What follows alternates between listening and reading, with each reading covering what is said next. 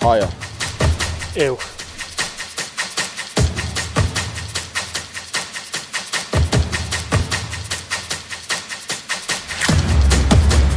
Hirach. Longer.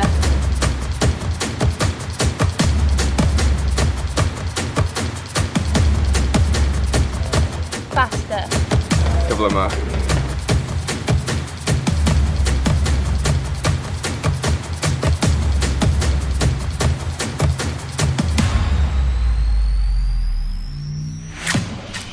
Gwrando. Listen.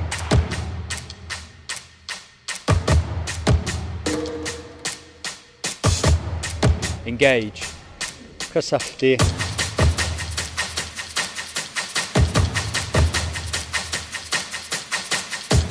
Cynrychioli. Represent.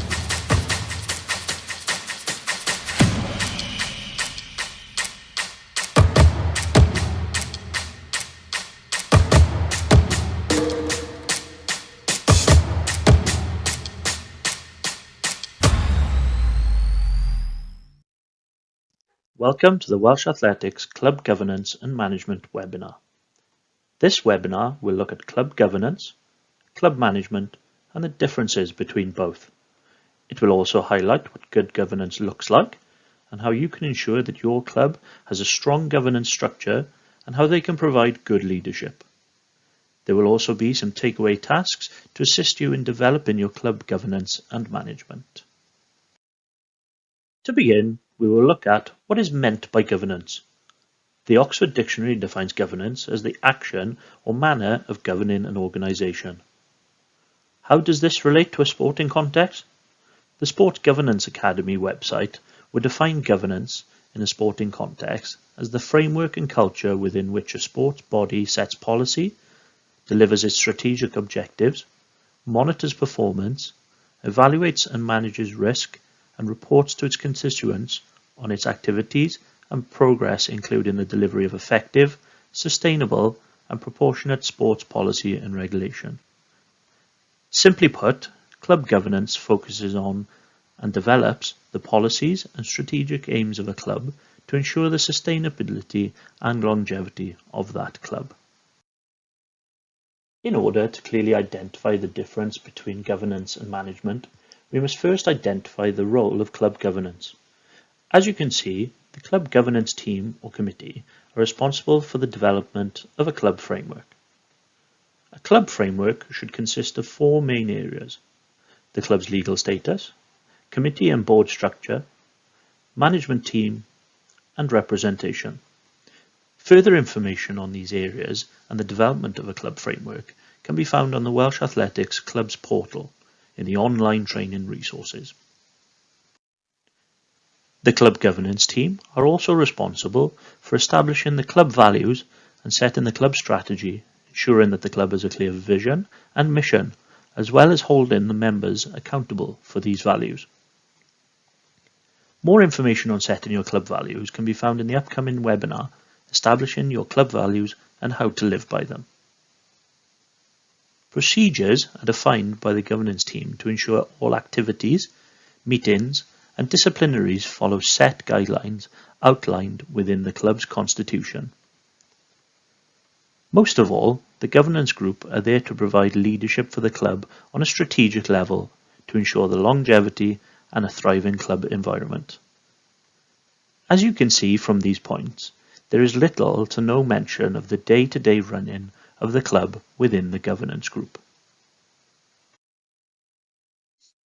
Now that we are aware of and understand the role of the governance group and what they should look to achieve, we are now able to move on to the role of the management group.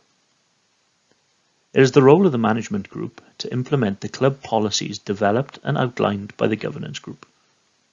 They are responsible for day-to-day decisions that do not require governance group input, simple decisions such as should we cancel training, who is using what equipment, who is opening the facility, and other daily trivial challenges that might arise on an ad hoc basis. Management are likely to organise activities such as training or events and fundraisers, but they would also be key in the recruitment, development and management of volunteers. As management are likely to be on the ground and attending the large majority of training and club events, they would also ensure that all those involved are adhering to the codes of conduct and procedures that have been put in place by the governance team to ensure a happy, enjoyable and safe environment for all. As they are so involved in the daily activities of a club, they would have a significant amount of contact with members, and as such would be asked to communicate any key messaging to membership as part of their management roles. Given their direct contact with members, they would also be the liaison between the membership and the committee to ensure any information that needs the attention of the committee is sure to find the correct person. As wonderful as it would be to have clear differences between the governance and management groups, we fully understand and appreciate that in reality this isn't always possible. Quite often across clubs we will see volunteers holding multiple roles, and it's quite easy for those roles to amalgamate into one very large role. This can happen for a number of reasons. Primarily, a lack of volunteers is the main cause. However, poor planning and sudden changes to personnel also have an effect. Effective planning and communication could go a long way to alleviating a number of these issues. Because of the immediate impact of management in comparison to the long-term governance, it is incredibly likely that management decisions take priority.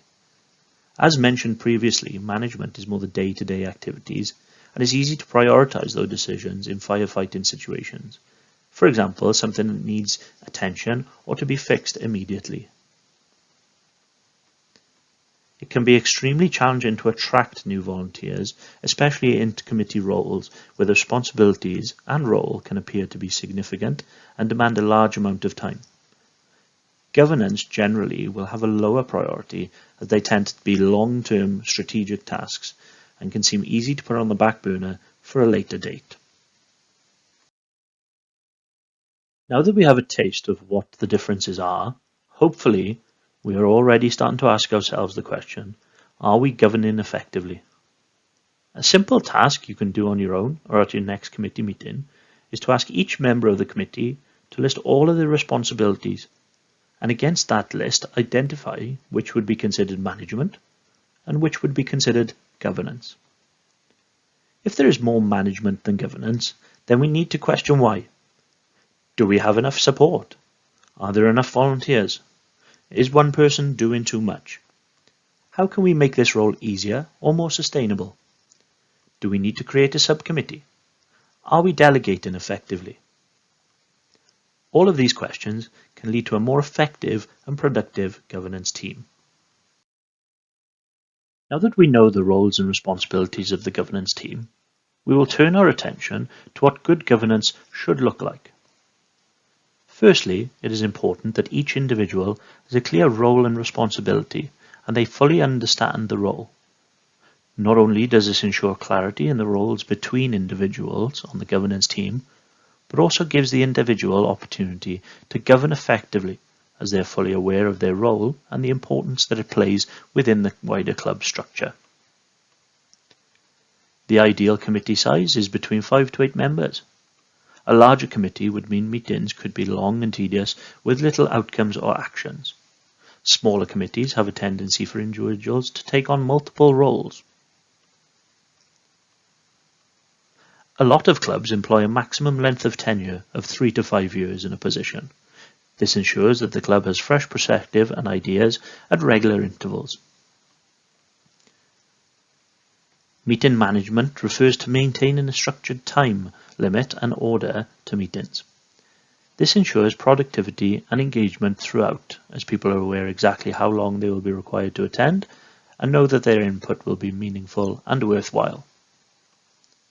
Finally, an effective governance group will have good communication with the club and delegate tasks effectively to subcommittees. Having looked at an effective governance group and identified the need to delegate to a subcommittee, we will now identify why the use of subcommittees is beneficial. A subcommittee allows for effective delegation for specific tasks. Delegation becomes easier when there are already specialized subcommittees to manage tasks. A A subcommittee ensures that the relevant and skilled individuals are grouped for tasks in order for the groups to be productive and have the relevant skills for that task. This allows for the groups to have a much greater focus, allowing for deeper levels of conversation on a specific area, thus, in turn, saving time from a regular committee meeting.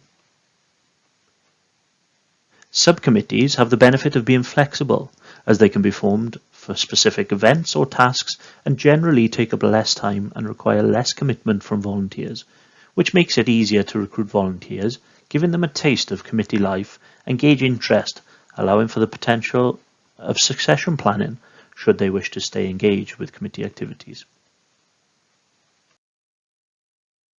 We've already identified that communication is a key skill to the success of governance and management groups.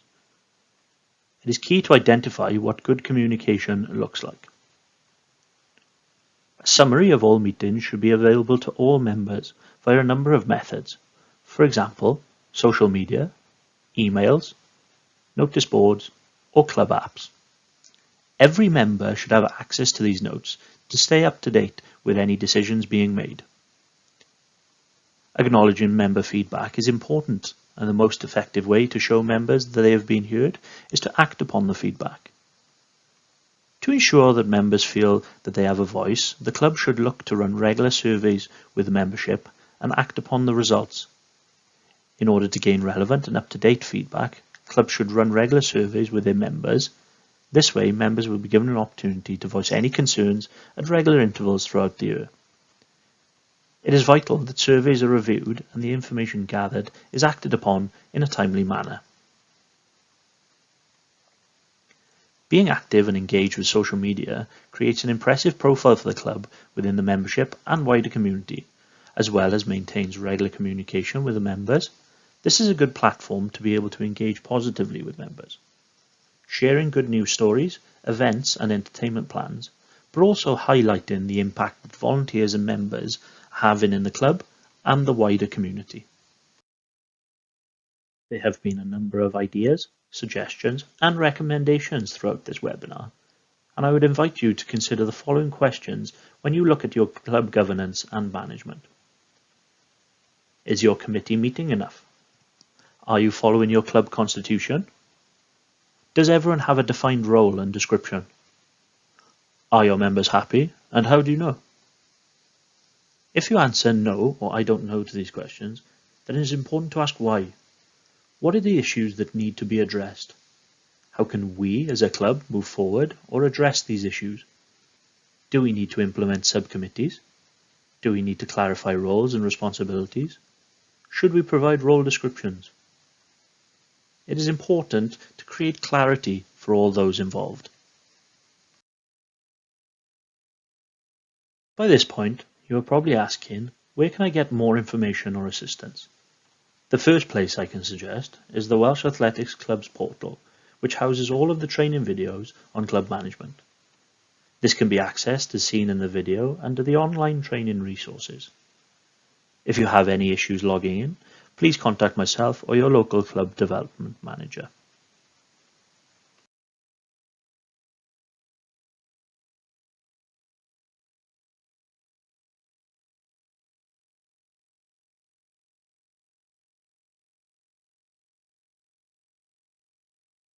If you are unaware of who your club development manager is, the club development managers are as follows: Barry Edwards for North West Wales, Ava Brewer for North East Wales, Andrew Jenkins for South West Wales, Hannah Pretty for South Wales, and Tom Cole for South East Wales.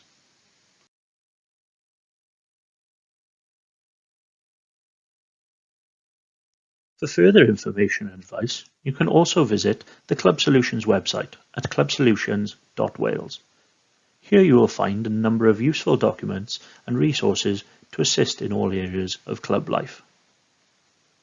I hope you have found this webinar beneficial, and if you would like to watch it back, then please visit the Welsh Athletics YouTube channel.